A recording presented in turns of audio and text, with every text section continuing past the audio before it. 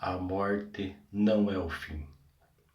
Nós nos encolhemos quando pela primeira vez uma criança nos pergunta: o que significa morrer?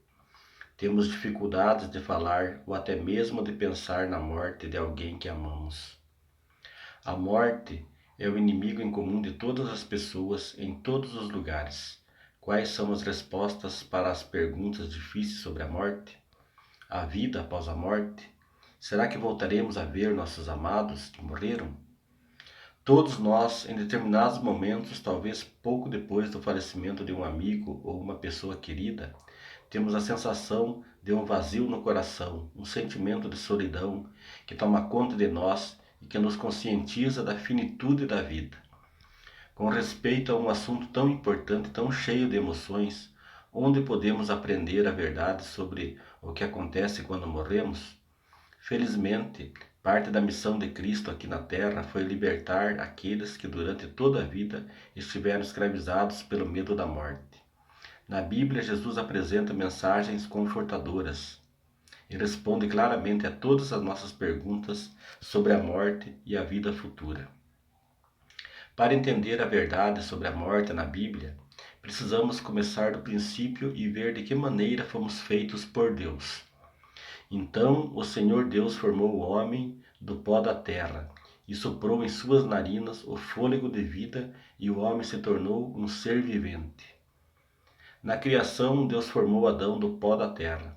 Ele tinha um cérebro em sua cabeça pronto para pensar, sangue em suas veias pronto para correr. Então Deus soprou em suas narinas o fôlego da vida, e Adão se tornou ser vivente. Em hebraico, alma vivente. Note cuidadosamente que a Bíblia não diz que Adão recebeu uma alma, ao invés diz que o homem se tornou uma alma vivente. Quando Deus deu o fôlego de vida a Adão, a vida começou a fluir de Deus. A junção do corpo com o fôlego de vida tornou Adão um ser vivente, uma alma vivente. Por essa razão, poderíamos escrever a equação fundamental do ser humano da seguinte maneira: pó da terra mais fôlego de vida igual alma vivente.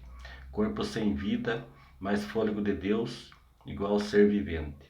Cada um de nós tem um corpo e uma mente racional. Enquanto continuarmos a respirar, seremos seres vivos, alma vivente. Na morte, reverte-se do processo criativo descrito em Gênesis 2:7. O pó volte à terra de onde veio e o espírito volte a Deus que o deu. Eclesiastes 12:7. A Bíblia frequentemente usa as palavras hebraicas para fôlego e espírito, alternadamente. Quando as pessoas morrem, o corpo se torna pó e o espírito, o fôlego de vida, retorna para Deus, que foi a sua fonte. Mas o que acontece com a alma? Tão certo como eu vivo, diz o Senhor Deus, todas as almas são minhas. A alma que pecar, essa morrerá.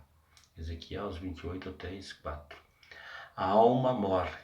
Ela ainda não é imortal, ela pode perecer. A equação derivada de Gênesis 2:7, ao sermos feitos por Deus, faz o caminho reverso na morte.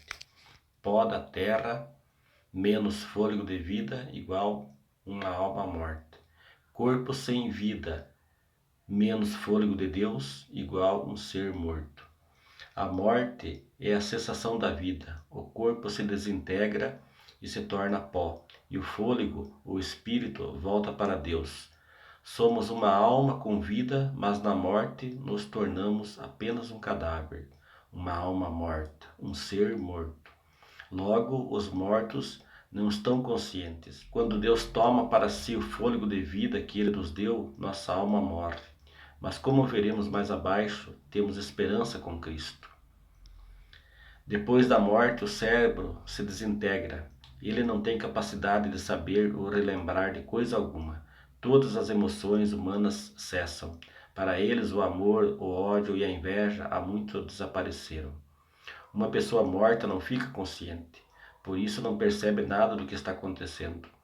Eles simplesmente não têm contato algum com os vivos, pois os vivos sabem que morrerão, mas os mortos não sabem coisa alguma. Eclesiastes 9:5.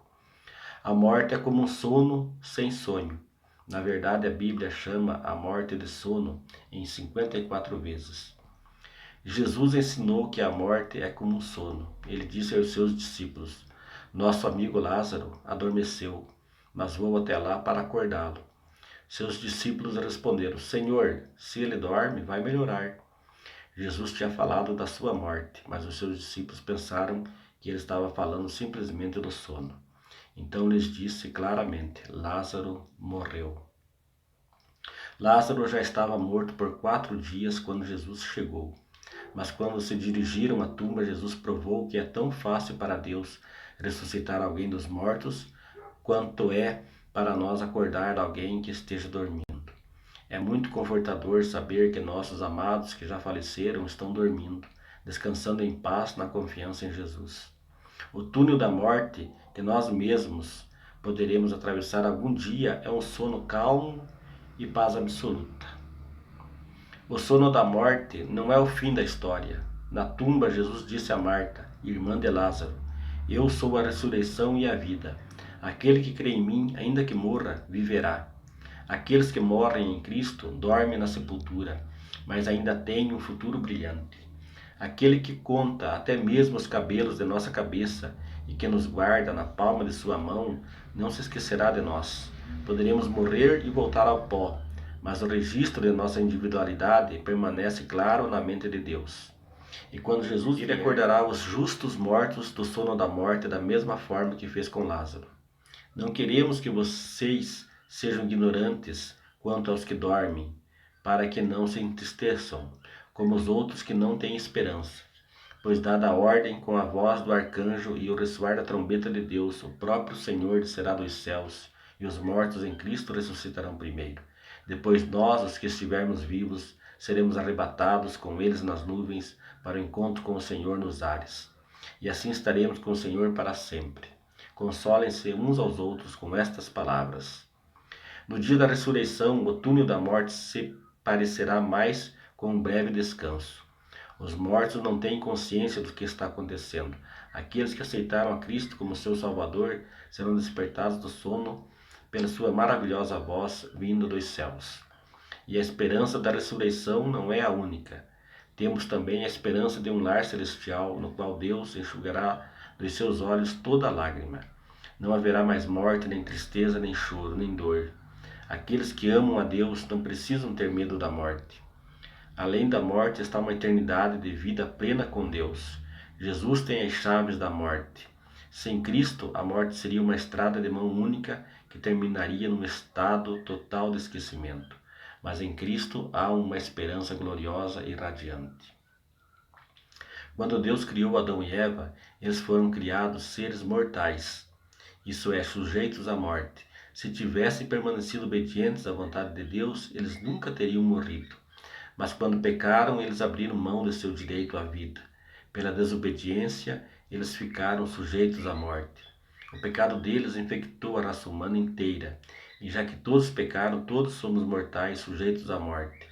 E não há nenhuma pista na Bíblia de que a alma humana possa existir como uma entidade consciente após a morte. A Bíblia nenhuma vez descreve a alma como sendo imortal, isso é, não sujeita à morte. As palavras gregas e hebraicas para alma, espírito e fôlego aparecem 1700 vezes na Bíblia, mas nem mesmo uma vez a alma, o espírito ou o fôlego humano é chamado de imortal. Atualmente apenas Deus possui imortalidade. Deus é o único que é imortal. 1 Timóteo 6, 15 e 16. As Escrituras deixam claro que as pessoas nessa vida são mortais, sujeitas à morte. Mas quando Jesus retornar, nossa natureza passará por uma mudança radical. Eis que eu lhes digo um mistério.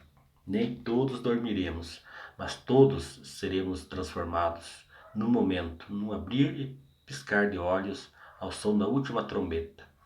Pois a trombeta soará, os mortos ressuscitarão incorruptíveis e nós seremos transformados. Pois é necessário que aquilo que é corruptível seja vista da incorruptibilidade e o que é mortal seja vista da imortalidade. 1 Coríntios 15, 51 e 53. Como seres humanos não somos imortais, mas a segurança do cristão é que nos tornaremos imortais quando Jesus vier a segunda vez a esta terra.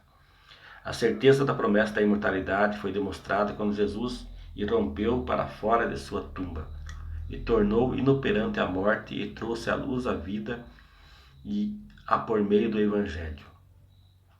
A perspectiva de Deus sobre o destino humano é clara: morte eterna para aqueles que rejeitarem a Cristo e se apegarem a seus pecados, ou o dom da imortalidade quando Jesus vier para buscar aqueles que o aceitaram como Senhor e Salvador. Os medos com os quais naturalmente lutamos quando nos vemos em face da morte se tornam especialmente dolorosos quando alguém de quem gostamos morre. A solidão e o sentimento de perda podem ser dominantes. A única solução para a angústia causada pela separação de uma pessoa amada é o conforto que apenas Cristo pode dar. Lembre-se que nossos queridos estão dormindo e que nossos amados que descansam serão ressuscitados por Jesus na ressurreição para a vida, quando Ele vier. Deus está planejando algumas reuniões maravilhosas. Os filhos serão devolvidos a seus pais, maridos e mulheres se entregarão a um terno e caloroso abraço. As separações cruéis da vida estarão terminadas. A morte foi destruída pela vitória. Alguns acham tão dolorosa a separação de seus queridos que morreram que tentam ter contato com eles através de médiuns, espiritualistas ou pessoas da nova era que se denominam canais de comunicação com os espíritos. A Bíblia nos dá um aviso muito especial sobre as tentativas de aliviar a dor da morte dessa maneira. Quando vos disserem, consultai os necromantes e os adivinhos, que chilreiam e murmuram, acaso não consultará o povo ao seu Deus? A favor dos vivos se consultarão os mortos? De fato, porque a Bíblia claramente revela que os mortos não têm consciência de nada. A verdadeira solução para a angústia causada pela separação das pessoas amadas é o conforto que apenas Cristo dá. Passar tempo se comunicando com Cristo é a maneira mais saudável para crescer durante os momentos de aflição. Lembre-se sempre que a próxima impressão consciente que virá aos que morrem em Cristo será o som da segunda vinda de Cristo despertando os mortos. A morte nos rouba praticamente tudo, mas uma coisa ela não pode tirar de nós: é a confiança em Cristo. E Cristo pode colocar tudo de volta no seu lugar. A morte nem sempre reinará neste mundo. O diabo, os ímpios, a morte e o túmulo perecerão no lago de fogo, que é a segunda morte. Muito obrigado a todos vocês que assistiram este vídeo. Compartilhem, se inscrevam no canal, deixem seu like e ativem o sininho. E até o próximo vídeo, se Deus quiser. Amém.